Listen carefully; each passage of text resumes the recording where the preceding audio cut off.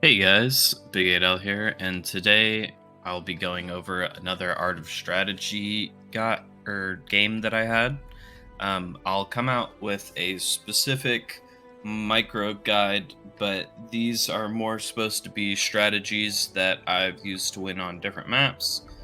Um, on this map, on this game specifically, I decided to try splitting my army into two groups of three, or a group of three and a group of four, since there's seven tanks, and just seeing how that would work. I hadn't tried that yet. I'd been doing bigger groups on one side.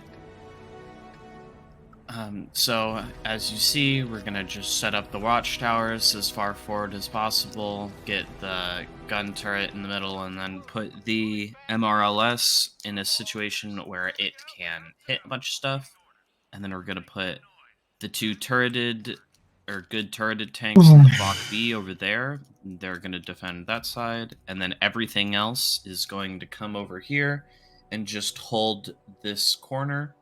Now, if he bum rushes me from either side, I'll have a really good defense to meet him. Um, a whole lot of people have been bum rushing or doing the exact opposite, where they just sit in the back of the map and both sides do it until 15 minutes and it's a draw. And that shit is really boring. So I have been developing more aggressive play styles. Um, in this one, I was trying to not go super aggro, so we've just got everything set up, and then remember that the Fok B is probably the tank you're going to want to actively control the most. Pretty much every time the Fok B's magazine comes up, you should just grab it and take control. Because if you can hit every shot and pump out that full 2400 damage and just tell it to retreat, you can do it again later. So we're going to go ahead, get all the damage we can with it, and then we're going to hold F and right click backwards, and that'll tell it to back up to whatever location we sent it to. Seeing the push coming over here, I decide that with the other side I'm going to push. Now, if you're going to push in this game mode, first of all, check if they have the flamethrower trap, because it's broken as fuck. And if you're not paying attention and you walk your guys by it, it'll kill all of them. But also, just generally don't push with less than 4 tanks. Because, one, there might be enemy tanks, and you'll need some to fight. But two, just like, with the multiple kinds of turrets they have, your guys are going to get distracted by their big gun turret and get shot at by their tanks. Just expect to lose one or two, and if you have got less than 4 people in a push, losing one or two is going to completely destroy the push. If you've got 4, it's still okay. If you've got more, then obviously it's fine. So I sent this guy all the way to the back. I sent all of them all the way to the back, actually, but this guy got there first. So now he's going to, I'm going to put him in a better position, and he's going to provide crossfire so that when the 60 TP and 705 come in, they are not already being shot at. It's good as much as you can to set up flanks. The tanks are pretty good at hitting their shots for the most part, but they're really bad at getting into positions to hit their shots. That's your job. So if you just get them on the side or something, they'll pen them all.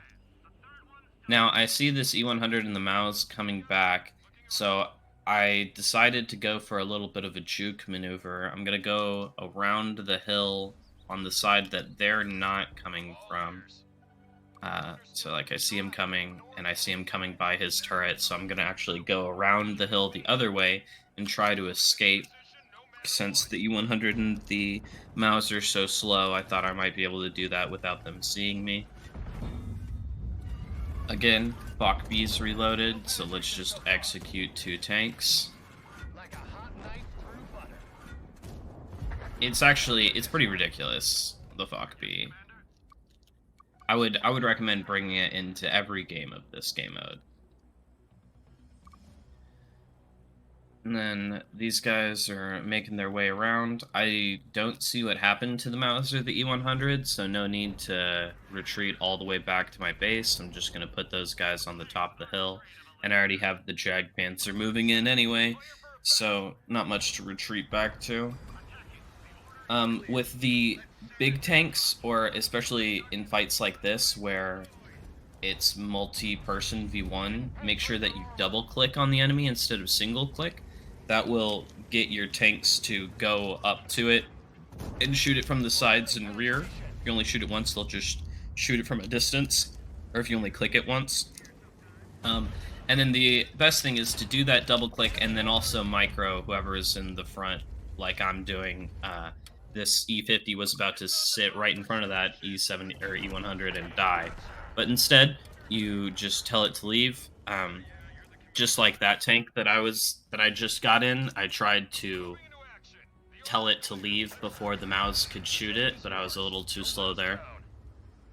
But yeah, anytime you have a tank that's low, just tell it to. You don't have to tell it to go all the way home, but tell it to back off the fight and wait until the tanks with health are being engaged until it comes back in.